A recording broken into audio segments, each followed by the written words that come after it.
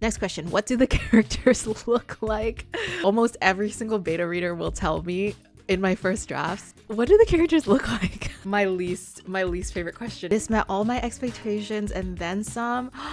Wait, Lynn, you don't have to lie. Hi, welcome back to my channel. Today we're gonna be doing a video that I have done a few times before. Ever since I've, had this channel, and I always like to do these videos where I react to beta reader feedback. This is the first time that I am getting feedback on this project. No one has read this.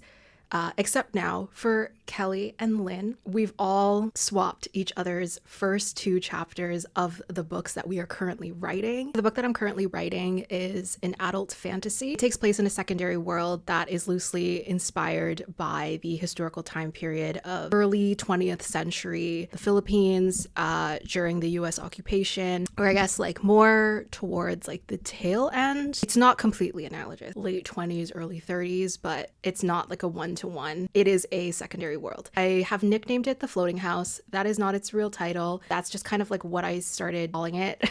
And even the real title, I wasn't sure if that was going to be the real title, but then when I pitched the book to my agent, she was like, I really like this title. And I was like, oh, okay, I guess we can keep it. I haven't shared the premise of the book. I usually don't like to share what a book is about until I'm at least done the first draft, because I feel like a lot of how I like to ultimately pitch a book really evolves as I'm writing the book. So I do kind of like to keep my premise just close to me so that I don't go on record saying this is what the book is about and then constantly have to explain how it changes. The Floating House, this book is the fourth, when I finish it, it will be the 4th book or the 4th manuscript that I have finished. The second book that I wrote was nicknamed Project Night, and I think that book in a lot of ways was the precursor to what would become The Floating House.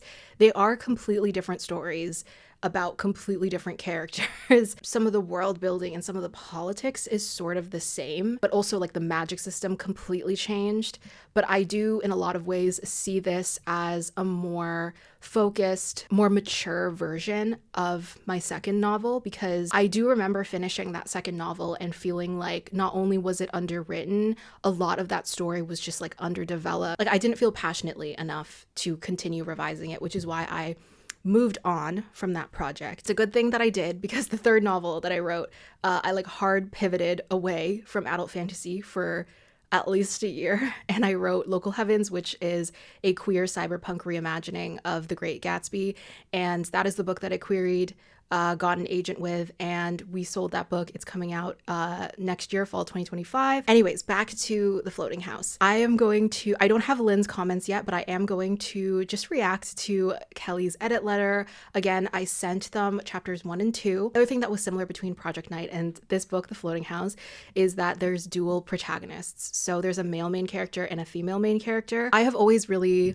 enjoyed multicast stories and dual protagonists. I was pretty adamant about wanting to write this as a dual POV story. I do think that these main characters are slightly different than the 2 characters in Project Night. Their names are totally different. Their arcs are totally different. First main character, his name is Ilario. I can't say too much actually about what Ilario's job is at this point in time. I think a lot of Ilario's character reveals a lot about the premise of the book and some of the main details, but all you have to know is that Ilario and the second female main character, Vara, they kind of come from 2 different social classes. Vara is a daughter of basically a politician. She's also an academic at an institution. Ilario's character was born and raised in a portion of the city that is more lower class. So in these first 2 chapters, we will meet Ilario and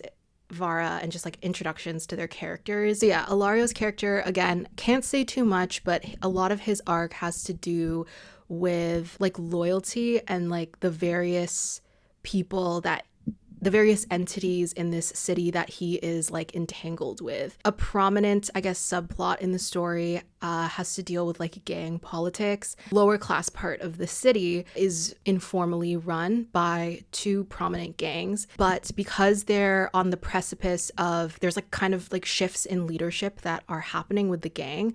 That is one factor that is kind of like shaking up the balance of everything that's going on down there. There's like other reasons as well why things are kind of shifting in the city. And also there is a low-key foreign occupation in the city. The house, the floating house, there is a house that is floating. I won't say much about it other than the fact that that is where Ilario works. The house is kind of seen as this like neutral entity. Yeah, but obviously there's tensions brewing in the first chapter, and a lot of like the hierarchy and allegiances of all of these entities are starting to shift. So yeah, that is like the most that I have ever talked about this project. Let's look at Kelley's edit letter. Hi Kris, oh my gosh, your range from sci-fi and fantasy is too powerful. Yeah, I think the last thing that Kelley must have read was Local Heavens, which is a completely different book. I love this. Thanks for giving me the chance to read another early draft from you, and hopefully I can keep doing so. Your ideas are everything I want to read. I did my major in linguistics, and I am a sucker for stories about lost languages.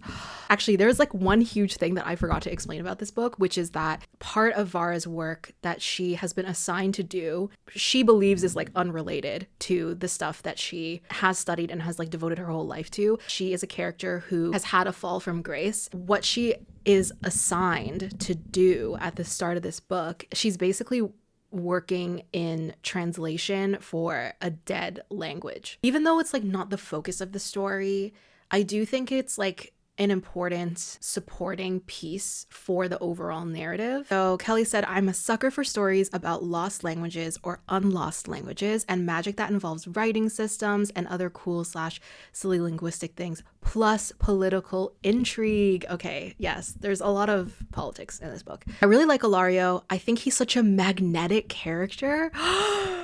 Wait, that makes me feel so happy. I didn't even, wait, huh?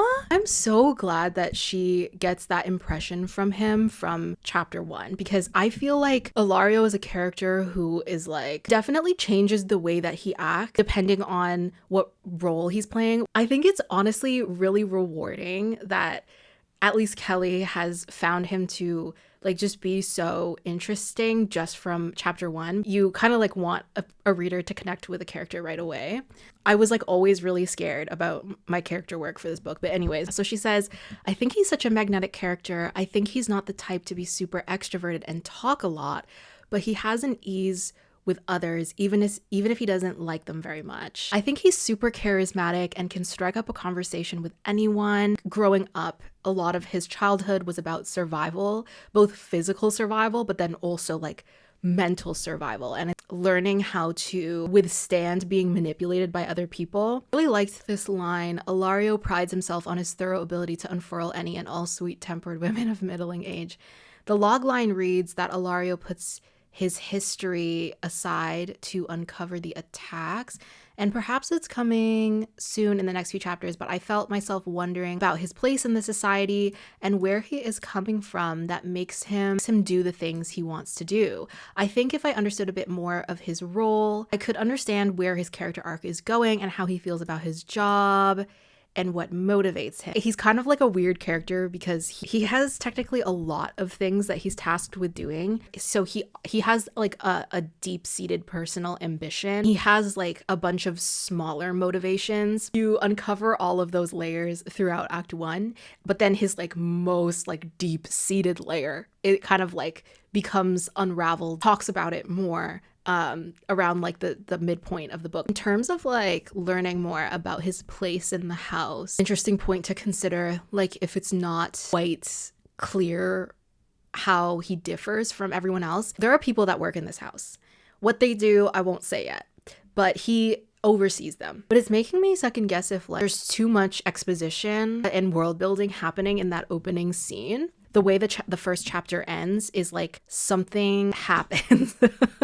There's kind of like an attack that happens, leads Ilario to question why that attack happened, which I guess based on Kelley's feedback feels like she doesn't have enough information as to why that attack mattered, which is something to consider when I kind of revise that opening chapter. However, it's kind of a tough thing to balance because Ilario also doesn't know why the attack happened. Like, he's also like, I don't know what's going on. I guess maybe the way to address this is more like hammering in the reason why, if he does not figure out what is going on, like what will happen. I also sent Kelley and Lynn, like, admittedly, I did not line edit. So maybe I'm getting my wires crossed on like which version of the chapter they have. So she said, with Vara's impressions, I love her character. I'm rooting for her. I think there's a lot more to her that we're going to learn. Yes, I found myself rereading her chapters as I felt myself wanting to be more grounded to her character and her experiences. There is like a lot of magic system exposition in her chapters, so I definitely understand feeling less grounded to her. I'm so curious how these two are going to meet, and hopefully we'll learn more about them in the next few chapters. Okay, world building. I really loved this world that you built. I really think there's so much thought out. I'm curious by all the political intrigue and how that relates to magic and languages. And she says she's a sucker for the historical setting. I think though I felt myself rereading these 2 chapters over and over because I was a little unclear on the magic system. Here's my understanding. Okay, yeah, so she does explain her thoughts on the magic system thus far. Okay, yeah, I think her understanding of the magic system is exactly what it needs to be at this point. She's raised a bunch of really interesting questions, which I think will be good to consider when I'm revising. So at the end of her questions, she said, I don't think any of these answers necessarily need to be explicit in the text, but these are just some questions I had while reading. I get so in my head in the first draft about making sure that everything makes sense that you forget, or like you don't look at a story sometimes the way a reader is going to look at the story. I am a little concerned about some of the questions because there are definitely a lot of questions where it's like you just are not going to know that answer until you get past the first 2 chapters. I think that there are some things that definitely do need to be clear in chapter 1, and now I'm really scared that I did not do my exposition well enough. I don't need to fix this now. Okay, as Ilario makes his way to the house, I thought the description was really vivid and I love the writing. I think your line level craft is so strong, even when you say that you haven't line edited. Yeah, I guess this is what I get for not line editing, because like clearly I have not done my exposition well. Thank you to Kelley for still enjoying the writing. As a writer, I'm eating the words up, but sometimes I think as a reader, I may find my eyes skimming ahead to the action. That makes sense. For readers who are not also writers, do you tend to glaze over descriptions, like setting and character descriptions? Because I do think a lot of why I really enjoy reading description does come from the writer part of my brain and not the reader part of my brain. So I've always wondered if readers actually care about description. But the other thing about description is that I have found that when I edit with my agent or my editor, one of the comments that I always get is like, can you describe more? Like the reader will want more description here. So like sometimes I find like I under describe, but then I can like overcompensate and then over describe. I feel so enriched while reading the first few pages. There's a lot happening both on the page, also within the subtext and implications.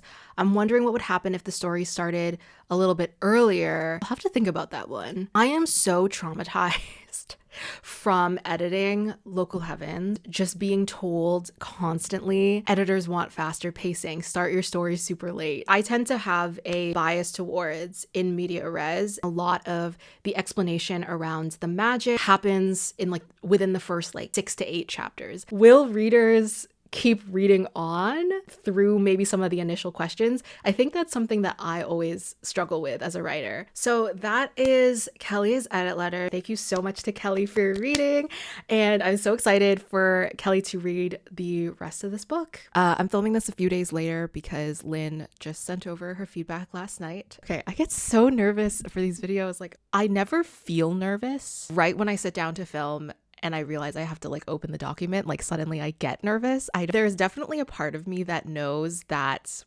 these opening chapters are like not my best work. Like, this is a first draft. Like, this is not my best work. Let's get into Lynn's feedback. She did say she liked my epigraph, which is really surprising. I feel like I never get comments on my epigraphs. Oh my God, that's so funny. Okay, she commented on my opening line. She commented on my opening line.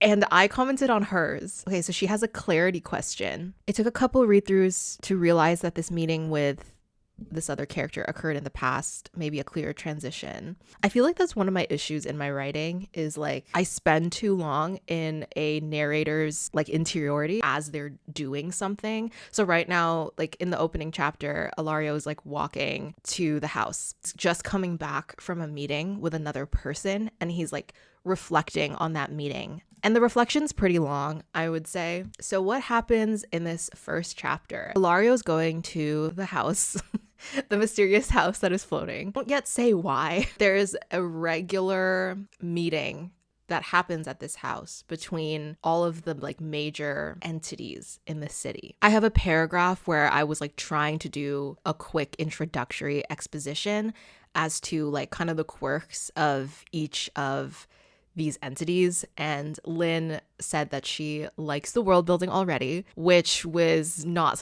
a comment that I was expecting, because I do feel like the exposition in this first chapter is messy. We'll see what Lynn thinks about the rest of the chapter, but based on Kelly's comments, it seems like there are clarity issues with the exposition and the magic system. I feel like I always, like the way that I approach exposition is always to explain less. I've always like grappled with how much you should explain in a first like 1 to 2 chapters. And I think my own tastes are that I don't care about being confused a period of time, as long as I know that I'm going to get the answers eventually, as long as I like can follow the flow of a scene and then I can like catch up eventually. And I just know that that's not how a lot of people like to read. Whenever I'm revising, I always have to be conscious of like, how do you very smoothly explain things in your world? Geopolitics and the magic system and how that permeates multiple facets of society. Like, how do you do that cleanly in a first chapter? But we'll see if Lynn has a similar comment. So she said, first of all, thank you so much for allowing me to read this excerpt. I was so excited to dive into a brand new KMF world, given my love for Local Heavens. Okay, this book is so different from Local Heavens. It's actually like tearing me apart, because it's been very difficult for me to have to go back and forth between a very polished draft 7 of Local Heavens and then having to like go back into a first draft of this like very, very messy world, and completely different tones, completely different characters, completely different genre. I've just like been very nervous, I guess, to get like people's opinion on this new work. I keep comparing myself to my last book, which is kind of an unfair comparison. I was so excited to dive into a brand new world, given my love for Local Heavens. This met all my expectations and then some. Wait, Lynn, you don't have to lie. The world swept me up immediately, with every element feeling rich and immersive. Your prose is genuinely to die for. See, now my eye twitches sometimes when I have to read back the first few chapters or like any of the prose in this book. As much as Lynn is my friend, I think that Lynn has some of the best like atmospheric writing. I think it's something that sets apart Lynn's work from a lot of like other genre fiction. I don't think that the prose is very good in these chapters. Like, I genuinely feel like I'm so tunnel visioned with this project that none of it feels good right now. So really helping my spirits in a way that I really needed. This is already such a shining example of upmarket genre fiction that has a commercial hook, literally the best of all worlds, and also just massively appeals to me personally. Lynn and I are very similar taste-wise, I think, and writing-wise. And actually, it is funny because like she also kind of has like a spooky house element in her book. So our minds are like linked up a little bit. So she said, I don't really have much in terms of critical feedback. To be honest, this is a glorious setup, did everything it needed to in order to get me hooked as a reader, but I did have some lingering questions that I'd like to present in no particular order. I'm framing these notes as questions because of my limited perspective, so I'm not sure if you've considered them already and they get addressed in the future. What are the dynamics between the 3 main cultures in this country? Yeah, so that's a good question. I do hope it is answered throughout the book. I guess like we won't know how well I answer that question until she reads like a little bit more. Although now I'm like trying to think about every single chapter. I wouldn't say all those questions might get answered in Act 1. But yeah, that's like a question that I definitely anticipated and I hope gets answered. She asked about the magic system and if it can be taught, learned, and studied.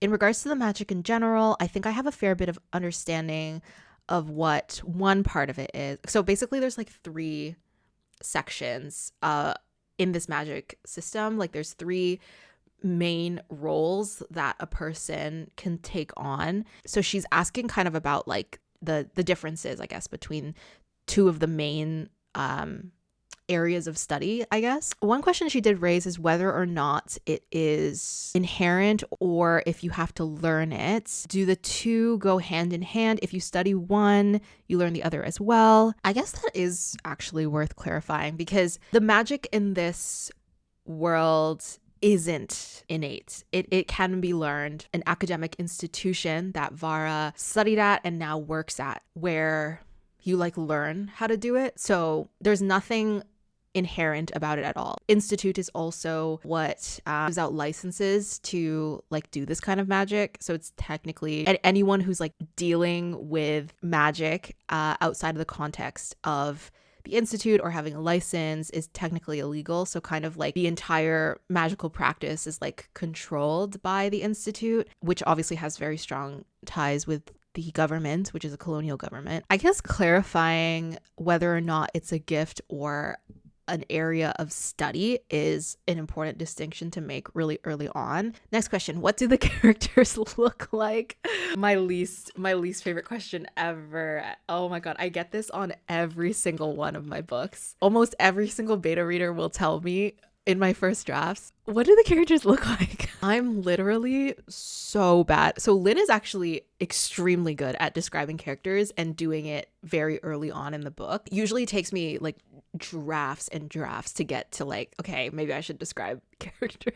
I'm not even someone who has like aphantasia. I see things pretty clearly in my head. Bodies, I see clothes, I see hair, I see silhouettes. I don't see exact facial expressions. There's really like no excuse for me to like not be describing my characters better, but it's just something that I don't think about in a first draft. I feel like one of my weakest points as a writer is that I can only hold so many thoughts in my head at once with every single draft. Every draft is like, okay, this is the draft where I'm going to focus on this. This is the draft where I'm going to focus on this. And so a lot of the times descriptions and exposition gets fine-tuned like much later on. Lynn says, I'm also a fan of sparser establishing character descriptions, but outside of like 2 of the characters both being described as older, I didn't catch many physical descriptions or physiological differences between the different groups of people. All of the different people who he sees, like there's like groups of people at the house that are like all meeting. They all belong to like different like factions.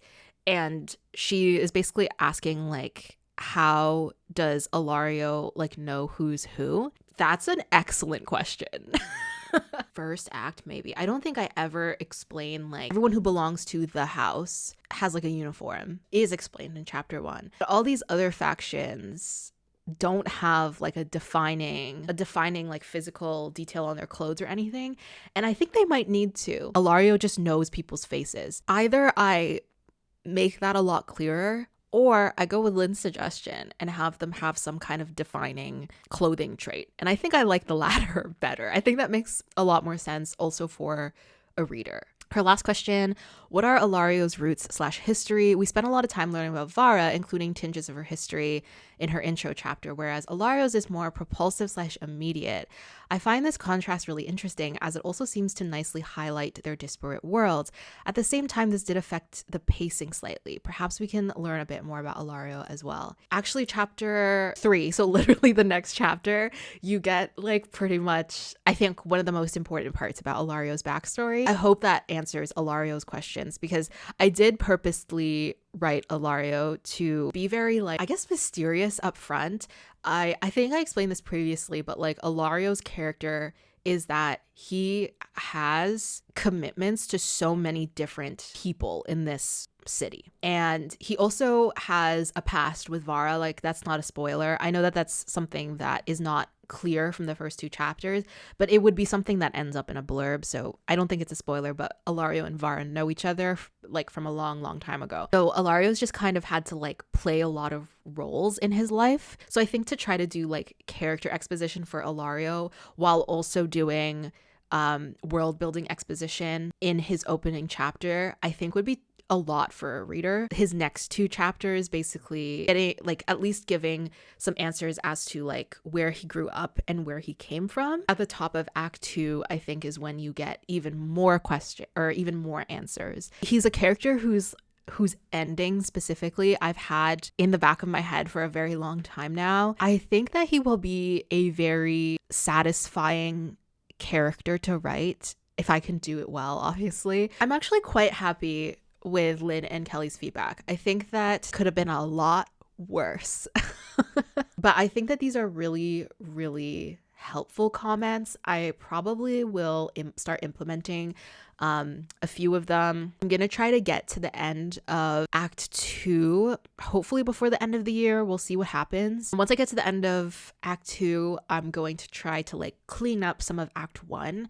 I just want to have like a good opening act and like lay down a strong foundation. Thank you so much, Lynn and Kelley. I honestly feel so fortunate to have like fantastic beta readers. It's truly a blessing. So yeah, check out Lynn and Kelley's videos if you haven't already. If you want to support my channel or support my work, I do have a Ko-fi. It's open for one-time donations, or you can sign up for my monthly memberships. You can also subscribe to my Substack newsletter for free. Follow me on all my other socials. Happy holidays, happy end of the year. I hope all of your writing projects are going well. I'll see you guys in the next video.